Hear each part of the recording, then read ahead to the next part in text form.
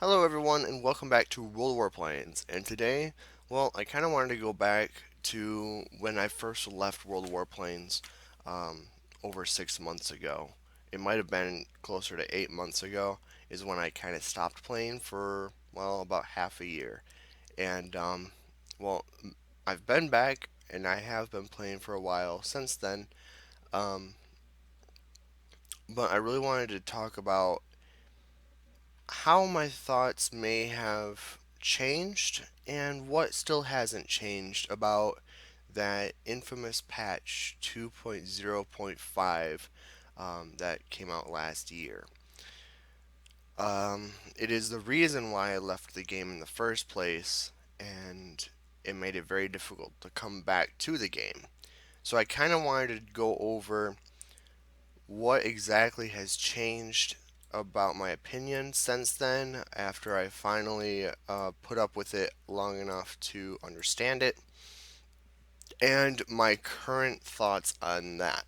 I also really want to talk about um, the state of the game itself, the the game modes they keep adding, but also the core mode and how they could improve upon it and just make it better. Because right now, I like the game mode, Conquest, the main game mode, but there are things about it, especially since I'd left, they added a couple things that really drive me crazy. So I really wanted to talk about that and simple ways to fix that. So without further ado, let us begin with update 2.0.5, the infamous patch where they added specialization and revamped equipment and consumables. Okay, so if you remember when I did it, I really did not like the system at all. If we go into this service department, you can see how there's like 5 different equipment slots and 5 consumable slots. This varies depending on what tier you're flying, but for tier 10, you get 5 slots. Each plane can have up to 2 slots per part of the plane, and each part of the plane can have different unique equipment slots. You guys all know that. Shouldn't have to explain it very much. Before this update, there was only 3 equipment slots, and so you just kind of put equipment on that you thought was fine. There was no regulation on it. There was, and for consumables, you just put 3 consumables of your choice on. There was no restrictions as to each slot. You can only put one consumable. So you could choose. You had a lot more freedom in that way. So when Wargaming did it, they said that this feature would offer more customization option and more freedom. I personally heavily disagree with that. It does not actually give you more freedom. But what it does do is make your plane overpowered. What do I mean by that? Well, okay. If you have a tier 8 plane, or yeah, let's say tier 8, and you unlock specialist, so you've done the missions to unlock specialist, you've paid for it, which usually is not very cheap. You pay for specialist, and then you put your equipment on, max it out, get it fully ultimated, which takes a lot of parts and a lot of money. Then you also reassemble it and get exactly the bonus characteristics that you want. And you should do this for every equipment slot you have, because some of these bonus characteristics have a massive impact on the efficiency of the equipment. So by doing that, yes, it's expensive, and yes, it uses tokens and cash, but it makes it significantly more effective than it would be otherwise. And let's say you also went above and beyond and fully calibrated your equipment, like I have on this plane. Once you've done all this, if you have legitimately gone through, made sure all the bonus characteristics were exactly the way you wanted, you had maxed out equipment, fully calibrated, and everything like that, you are essentially 1 to 1.5 tiers higher than you would be otherwise. You guys can try to disagree with me, but you really can't. it's it's that effective. You can make a bad plane good. No matter how bad the plane is, if you get fully specialized and full equipment layouts, you are no longer a bad plane. I don't care what you're flying. You could fly the HE 100. You could fly the Tomahawk 2B. You could fly literally whatever worst plane you could possibly think of at the tier. And you will no longer be the worst plane at the tier. In fact, you will essentially be one tier higher. Now, if you were to do that to an overpowered plane, such as maybe the GA or the Bombers or something like that, you become ridiculously strong. And losing battles really is no longer an issue. If we go to my tornado, let's go here, and this thing is specialized. If you guys have followed the channel for a while, you know how much I absolutely love the Tornado. I love the entire line, but as you can see, I have 6 marks and 3 bombs on it, so I love this plane. Before they added the rest of the line, this is the only plane I really flew, and they added the rest of the line after I left, so I really haven't made a whole lot of progress on the line since then. But that's beside the point. This line is really great. If you put a good pilot, such as, well, I mean, not like a good pilot, but like the person flying the plane. If that person is actually a skilled player, and you, okay, if you also have a really good pilot in your plane, you have maxed out equipment, you have your consumables, you have all this stuff, you become legendarily powerful. You're no longer just a pilot. You This plane, when it's specialized, feels like a tier 7.5. I'm not gonna lie. Your guns are ultra accurate. You do a ton of work. So, has my opinion changed on that? No. You guys may think so, but it, it does not offer more customization options because it limits you as to what equipment you can put in each slot. You can't. I wouldn't be able to put any forward firing equipment upgrades on this, whereas before I could have. It wasn't labeled a forward firing weapon, but before I was able to increase the accuracy or increase the rate of fire or whatever. You could do that before, and you could combine that with a bunch of other equipment. You can't do that now. They restrict you as to what equipment you can put in there. And in some ways, that makes the plane and the upgrading experience more unique, right? Because it makes you have to think a little bit more about what you put on there. But their statement of it gives you more customization options is completely incorrect. It is completely false. It does not make it does not give you more options. It gives you more power. It does not give you more options. Additionally, well, what was I going to say? Okay, I know what it was. You also have, it's not just you're getting additional benefits. You're also getting a negative applied to every equipment. So in some ways, that gives you a lot more choice, I guess, um, as to what you do. But my opinion stays that when you enhance your equipment, the negative should not increase. It should either stay the same or decrease because you're making the equipment effectively better, right? You're not supposed to be making the equipment more worse in that one regard. Granted, there's certain parts that just doesn't matter. Um, why do I even have that on there? Bombing accuracy, outboard weapon reload speed would probably be better. I don't know, whatever. That's beside the point. I got a little sidetracked. I don't think that the negatives should be there.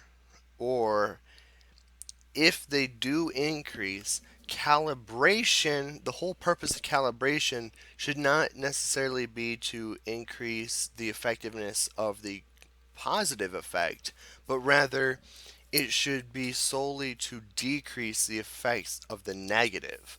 So you basically enhance your equipment and you spend a lot of materials, a lot of money to get it to ultimate, but you have this negative. So then when you calibrate it, the purpose of calibration is to eliminate or heavily reduce the negative. I think that would make it a lot more interesting. But overall, I've kind of gotten used to this equipment system. I kind of put up with it, but I still don't like it because you get players. I kind of don't want to single anyone out, but I've seen a few select people who literally only fly specialist planes with a flight, and they're already overpowered planes without specialist. But then they get specialist and they flight up with another overpowered plane specialist with another good pilot, and you can't do anything to them. You can't beat them. You can't do anything to them unless you also are in a flight of overpowered planes. Then, yeah, it's not too hard to beat them because one for one, I can usually beat somebody if I were on a similar playing field. But when I'm playing garbage planes, for example, well, for me, the whole joy of this game is to unlock new planes and to learn the ins and the outs of each plane so that when I go up against them in battle, I know exactly how to defeat them. Their ultimate strengths to avoid in conflict, but also what really makes that plane struggle in combat. And if you've flown the plane extensively and you've really mastered that plane, you know how to do that with each plane. So I enjoy in this game unlocking each plane, testing it, knowing the capabilities of the plane, how much of it a threat it is to me on the battlefield, and it just helps me target dangerous planes more effectively, but also it teaches me how my plane can outdo their plane from personal experience. And so that to me is really valuable. But with that being said, it makes me play planes that I literally hate. For example, the P-51D, the worst plane in this entire line. It is absolutely pathetic. Some of you guys might like it, but it's garbage. It really is. If you like it, great, because that thing is useless. The Goblin, also another useless plane. P-51H, actually a pretty good plane. But by playing it, I know the strengths and weaknesses of this plane or this tech tree. I know which planes I need to be seriously concerned about, but I also know how to deal with them. The lightnings, I know that they're so immaneuverable that it doesn't matter. I can just kind of dodge them. And their guns, while good, are really only effective if you can catch unsuspecting prey that are not really making your life difficult when you're trying to shoot at them. Another line that I really don't care for much is this Corsair line. It's not bad, but I would never rather play this line than the Tornado line. The Tornado line is just better. It just is. The British multi rolls are better in every way, in my opinion. So, but it kind of shows me that, right? This F2G is ridiculously underpowered, but that's beside the point. This Thunderbolt line. I hate this line, but I play through it so that I know the capabilities of the line. Now, why am I talking about this? Well, also, I actually play stock planes too. So, you know how much I hated the P-51D? Well, when it was stock, I hated it even more, right? I will not use any free experience. As you can see, I have almost 900,000 free experience. I don't use free experience ever. I play through the plane stock. I grind my way through, and I don't have a premium account, which makes the grind even worse. I do that for every single plane. Why? Well, because I can. I hate it, but at the same time, that's the whole point of the plane, right? You it's the experience of I'm getting a little bit better, a little bit better. It gives you a greater appreciation for the plane and it gives you something to strive for. So I really like to I really like to collect planes. But okay, my point with saying all that is when you find players with 200 hours in a specialized Tier 5 British Spitfire with 500 hours. Okay, not 500 hours. But I've seen people with like 150 hours in this SE 100. Ridiculous, right? They're just plain overpowered planes just to play them. And you look and they don't have any planes that aren't overpowered that they've played. You know, they have 50 hours in the pancake. You granted the pancake isn't overpowered anymore. I'll get back to that in maybe a separate video perhaps, but when it was overpowered, they put a lot of time into it. And they would never fly solo. They always had them flying with another overpowered plane.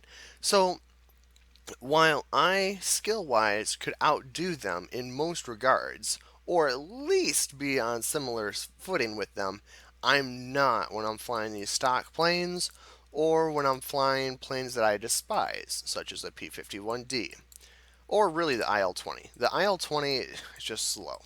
That's its main problem. It has a lot of ordnance, but you can never get to where you want to be when you need to be there. So when you're playing planes that you're either not very good with or that you're at a disadvantage with just because it's stock, and you're against those flights, it makes it very difficult. And when they're specialized, it makes it even more ridiculous.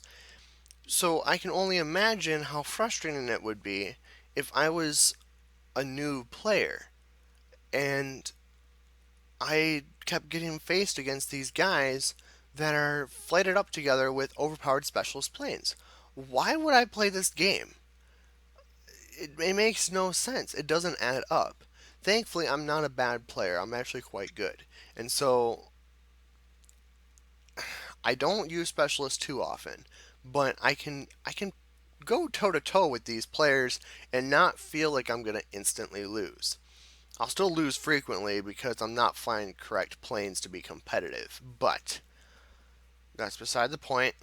I don't feel hopeless. A new player would feel hopeless, and I don't think that's a very positive um, effect you want to have on your community. Okay, so that's out of the way. I don't think Specialist is very good because it makes your planes too strong. Way too strong. I also want to make a point of this.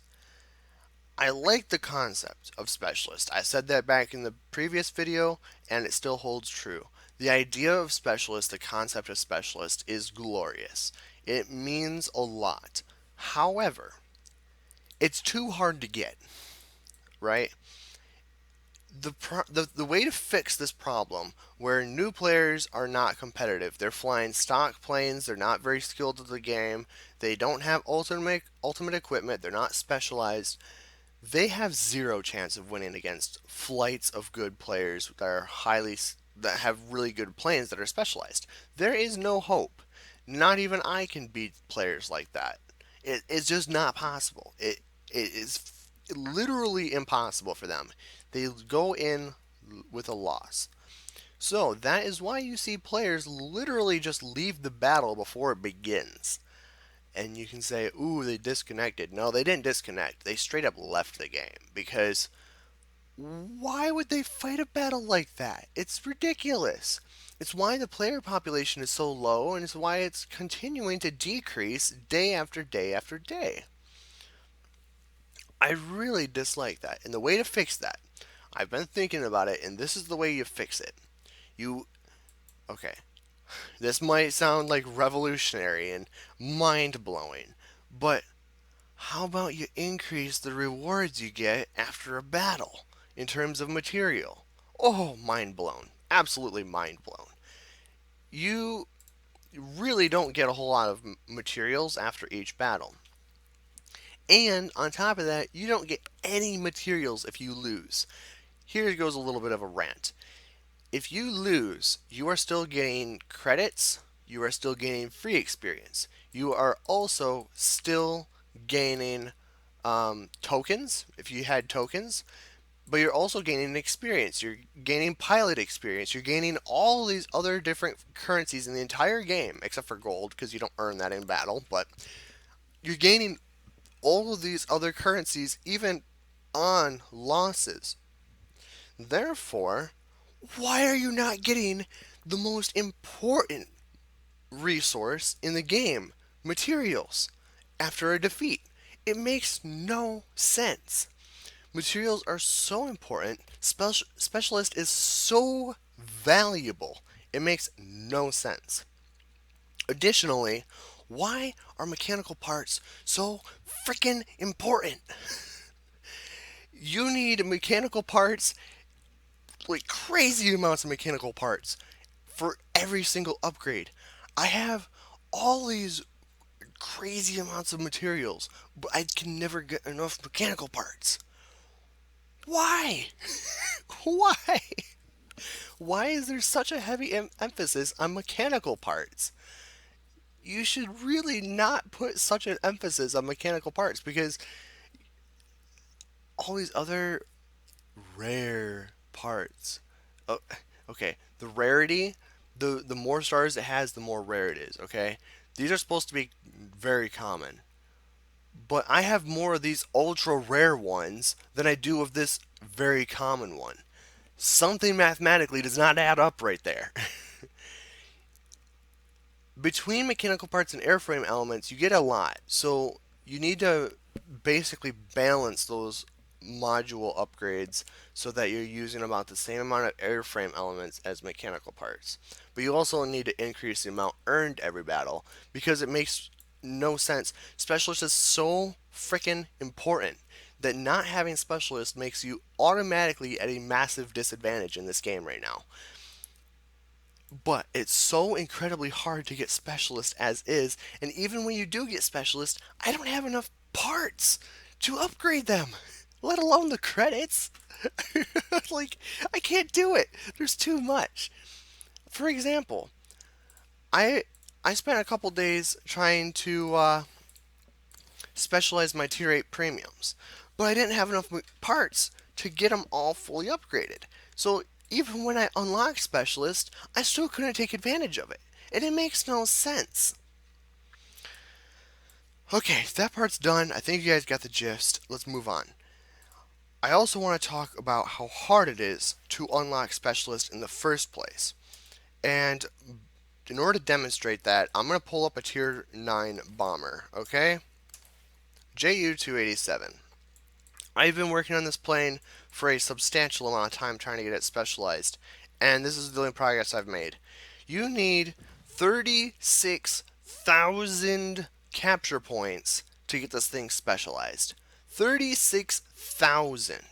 To put that into perspective, you need 400 capture points in one battle in order to get the Conqueror medal, but you need to do 400 capture points without dying, or 400 capture points in a sortie to get the Efimov medal. So, let's be generous here and say that you're able to get the Efimov medal and the Conqueror medal every single battle. Obviously, that's impossible, okay? But let's just say you can. I have had more capture points, but I've also had less capture points per battle. So I'm going to pull up a calculator on my computer real quick and calculate how much battles it's going to take. I should be able to do this in my head. I'm a little bit embarrassed I can't. But you do 36,000 capture points, and we get about 400 capture points. Well, okay, we're going to say that we're going to get 400 capture points per battle, which is not feasible, just so you know. It would take us 90 battles to get it. 90 battles to get specialist. On top of that, you need to get 23 air kills. In the JU-287, that's not too bad, but in other in other bombers, with the tail gunner being garbage, it's not possible. It's just not. So for this kind of plane, you're just going to have to pay tokens. Oh, 66 tokens. Ah, great. Well, there that goes. Let me pull up another tier 9 real quick. The other tier 9s aren't as bad, but they still take a ridiculous amount of time to do. This one, you have to get 54,000 personal points for destroying enemy aircraft. That doesn't seem terrible. A guns or air defense destroyed 55, that's actually not too bad. unless you're playing planes like the I-211 that aren't designed to attack ground targets, really. I mean, okay, you have a couple bombs, so it's not terrible. You'd be able to get it eventually. Um, wait, what did it say? Okay, they changed it to air defense as well. Okay, so you don't have to do explicitly ground targets. So that's good. They did change it. But it takes too long. Specialist is so important, and it takes such a long time to really even get it to elite status. You'd have to spend a couple days really to get specialist configuration unlocked if that's the only thing you dedicated to. And to me, because specialist is such an integral part of this game now, it should be very, very, very easy to get specialist. And not just earn specialist, but also being able to take advantage of specialist. So you should be able to put equipment on and fully upgraded it or fully upgrade the equipment without it being too bad. The cost is ridiculous. They need to fix the cost because some of these 250,000 credits for this equipment slot, that's about as much as it was before the update to get to purchase equipment. And this time you have to upgrade it 3 times. And on top of that, you'd also do calibration and reassembly. It costs too much. By the end, for one piece of equipment, you could spend up to 2 million credits for one piece of equipment. That's outrageous. That is literally insane. To put that into perspective, let me pull up this. A Tier 10 non-premium plane costs 6 million credits. That means if you had to do 5 pieces of equipment, you're spending about 8 million credits. That's more than a Tier 10 plane on a Tier 9 equipment slot upgrade. It's ridiculous. Way, way, way, way too expensive. Can I say way anymore? Way too much. Additionally, the token amount is ludicrous. They need to refix this because Specialist is so valuable, and you got these overpowered Spitfires, your Specialist, flying all over the place. The best way to combat that is to reduce the cost of Specialists, reduce the cost of equipment, reduce all this stuff so that more people are getting Specialists, and that way everyone's more competitive. If that was the case, I'd be okay. Alright, I'm pretty sure you guys got the point. That's my opinion on specialization. Um, I do want to talk about a couple other things, though. Um, let's transition over to the Conquest game mode. The most well, it was the standard game mode after version 2.0 was released um, or like a year and a half ago. At this point, that was the integral part of the update was the Conquest game mode. At the start, Conquest seems really good, and I still like it, otherwise I won't be playing the game. But I have issues with it. First of all, the maps are too big. Not all the maps are too big, but you should not be getting... There's like a really massive map they added a couple... Well, when I was gone. So I came back and I saw it, and I was getting this massive map at tier 6. Granted, I haven't really gotten that map at that low tier as much anymore. I've had it at tier 9 and stuff, and for tier 9 and 10 battles, it's okay, but tier 8 and below, it's too big. You need small maps. Conquest thrives on small maps. You want to be engaged. You want to be able to get to sectors when you need to. You need to be able to make an influence. This is not a flying simulator. If you want to fly across the map and look at the scenery, you'll go play War Thunder. That isn't this game. This game is focused on gameplay. This game is focused on like always being in action, and having big maps goes against that philosophy. It's kind of ironic, right? Because World of Tanks is the complete opposite. World of Tanks, they need to make the maps bigger because you're too crowded. In this game, you need to make it smaller because you need to have that engagement. And stuff like that. So they need to fix the maps. They really, really, really need to fix the size of the maps. But not only the size. I also have an issues with the new maps not having enough terrain features.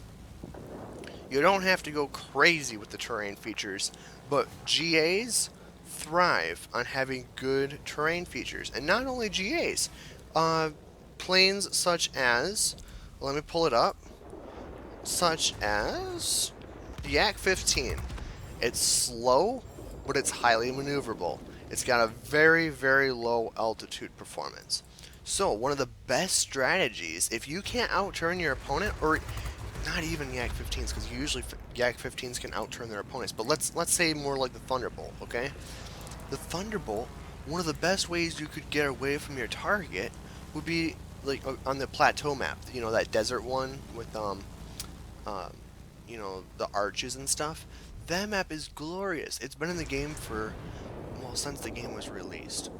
Um, and that map is really good because you're able to duck and weave in between the terrain. You can go in between the loops and in between the terrain features, and you can do stuff like that. There really isn't much of this anymore, but when the game first released, there was a lot of like um, monuments and uh, really random structures in the ground, and you could weave in between them and really make it difficult for the enemy to come after you. A heavy fighter, let's for example, if a heavy fighter was on your tail and you went and started weaving in between the ground, either you're going to make it very difficult for them to hit you, or you're going to make them just give up and run away so they don't smash into the ground. It's a defensive mechanism that used to be a viable option back in the day that really isn't that much of an option anymore. If you take maps like that new big mountainous, just massive map. I don't know what the name is, but I'm pretty sure you guys know what it is. It's like one of the newer maps, and it's just a freaking massive map. That map has just got mountains. Mountains aren't gonna save you if you want to try to get away from heavy fighters. Terrain. The developers have overlooked the importance of terrain features. Number one, it looks cool. Number two, it gives planes another option, skilled players another option to evade targets rather than just trying to outfly them. And when you're against planes that basically have every advantage over you possible, one of the best things you could do back then is go into that terrain and deter them from following you because it might be just too difficult to follow. You can't do that anymore. You can't go under bridges. You can't go in between bridge beams. I'm sure if you guys looked it up, there was footage of like one of these massive like Golden Gate bridges that have all those cables running through them, and you could have planes like the I-16 that was really small and stuff literally weave in between those cables without dying. It was incredibly difficult, but no one's going to want to come after you because no other plane can deal with that. No other plane has the maneuverability to stay on your tail, or they will crash. It was a great escape mechanism that the developers literally have overlooked. Another glaring issue, or actually, let me say something right now. You can have these big maps in the Conquest game mode at low tiers. How? By introducing something new. It's a very simple fix, but I think it'll be highly effective. We have airstrips in the game, and the sole purpose of an airstrip is to give teams a new spawn point, correct? That's the whole point of them. And they also give you points toward your goal, obviously. But the main reason that they exist is to give your team a new spawn point. So, here's my suggestion. If you want to have those massive maps, add miniature airstrips. Not the ones that give repairs. You know, the other ones that they have in the game, the ones that don't have repair sites. Take those, but make them even smaller. But dot them everywhere on the map. Well, okay, not everywhere, but add like 4 or 5 of them to those big maps. But only, if you capture them, only let it give you 1 point per second instead of 3 or whatever.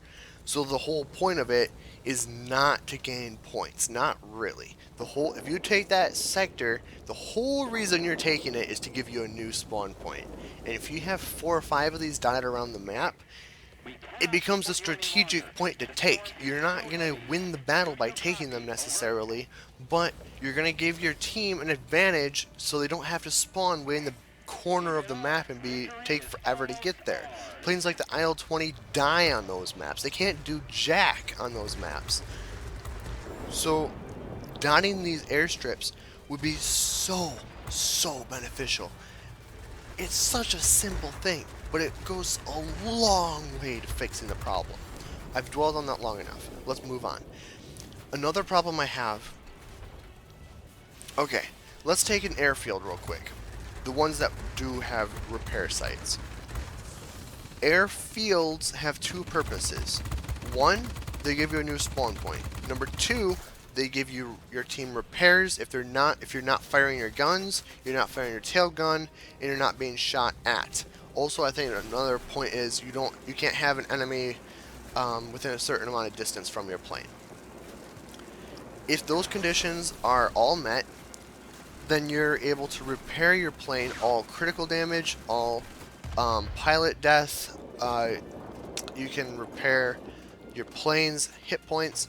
You can bring your plane back up as though you just respawned. That's really cool, but it's not overpowered, and here's why. The bonus that sector gives you is tied directly to a ground target.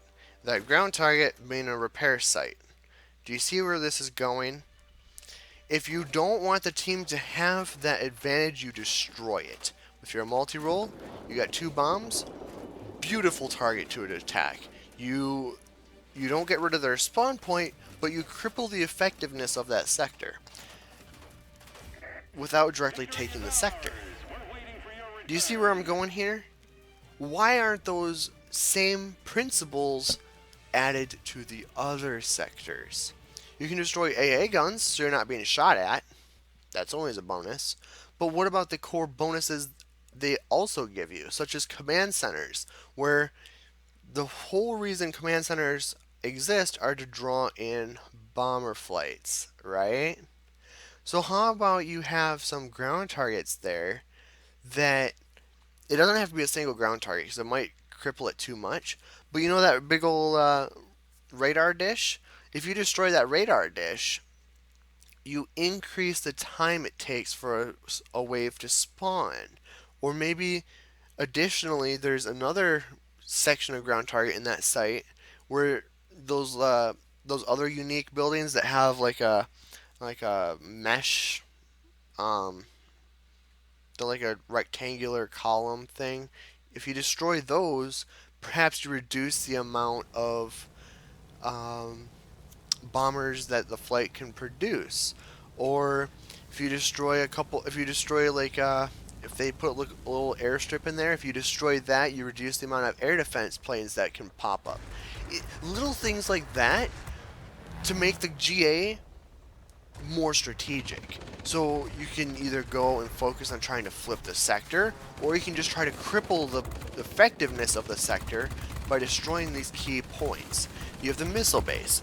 What if you were to be able to destroy the actual launch site of the missile base so it can no longer fire missiles? Or it makes them more inaccurate. They don't always hit targets. Or it makes the flight time longer. Or you get the point, right? These sectors should have things about them on the ground that you can cripple the effectiveness of the sector. Maybe it reduces the amount of points it earns. Maybe it does certain things. So even if you can't flip the sector, you can reduce its effectiveness. Right? Right? I mean, wouldn't that be cool? Wouldn't that just be really cool? They already have that concept integrated in by the repair site. Why not do it like that? I really think that would be very beneficial. And, okay, I need to think of something else. I know that there was something else. What else do I have to talk about? I should have written it down. I really should have. We have... Oh, I know where it was. Points. Okay, before update 2.0, you had no respawns. There was literally no respawns. There was no sectors that you had to capture.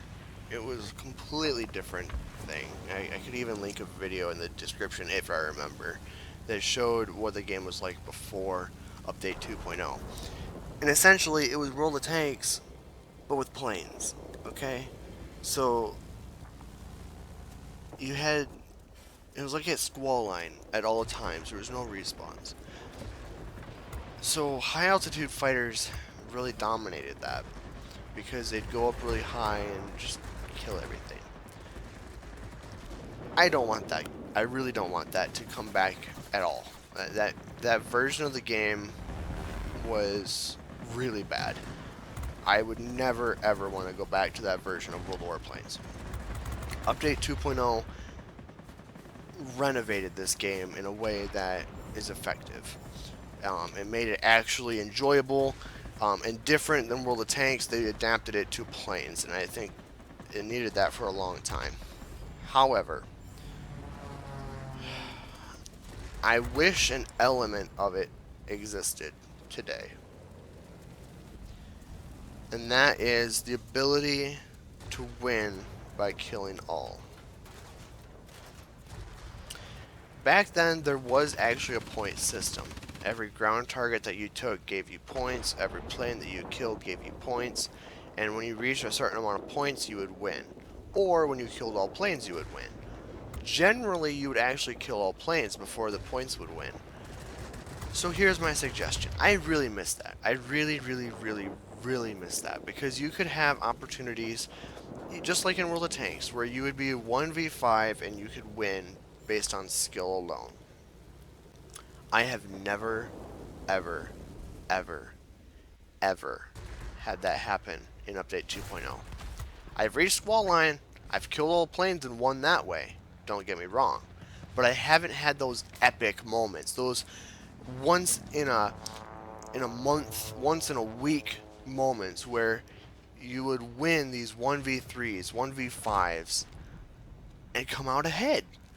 I've had many moments on this version where I would get pretty dang close to it. If the battle lasted longer, I could do it, but it doesn't last long enough. So here's my suggestion. The battles end too quick. Either you need to diversify the squall line and make it so it doesn't always happen at the same time. Sometimes it might happen a little bit earlier, sometimes it might happen a little bit later in the battle, so that points still are effective, but it should have, or they could also just increase the amount of points that you need in order to win. I would go for that.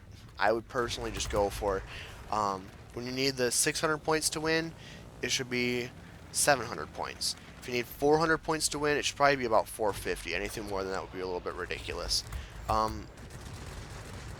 Yeah, 600 the most? I'm pretty sure 600 is the most. It really should be 700 points is what you need in order to win. Generally, you just need it to last a little bit longer, because it doesn't need to be much longer, and if you still have Supremacy, you'll still be able to win, but it should make it so that you're able to actually effectively win by killing all planes. Not just killing all planes, but winning these 1v3, 1v5 engagements. Because I've had so many moments where I'm like, if the battle just lasted longer, I could have won this battle. Even though I was outmatched in every possible way, I could still win this battle solo for my team if the battle lasted longer. And I crave for those moments again. I crave to have those 1v3 wins. They're so nice. But yeah, that's really about the extent of my suggestions for this game. Also, game modes, they need to be balanced a little bit better. They'd be really fun if they were more balanced. I don't want to dwell on that too much, but I like the fact that there are new modes. They just need to actually balance them.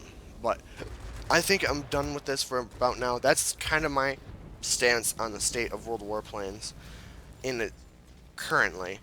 I'm I hope this video was interesting. If you found something useful, let me know in the comments. Your comments are what drive this channel. If I don't see comments, I don't get fuel. Your comments are fuel to me. I don't care about likes. I don't care about shares or anything. I really just want to have community interaction with you guys. So please, if you found this video interesting, don't leave a like. I mean, if you leave a like, great. It really doesn't matter too much to me.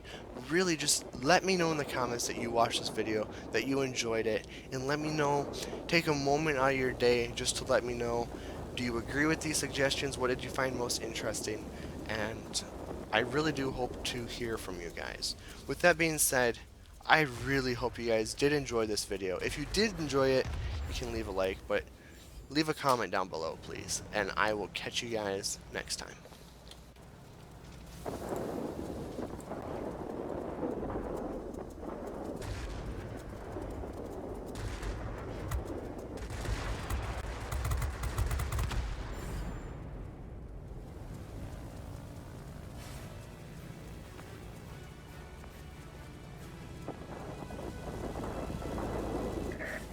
Enemy bombers inbound. Don't let them reach their target.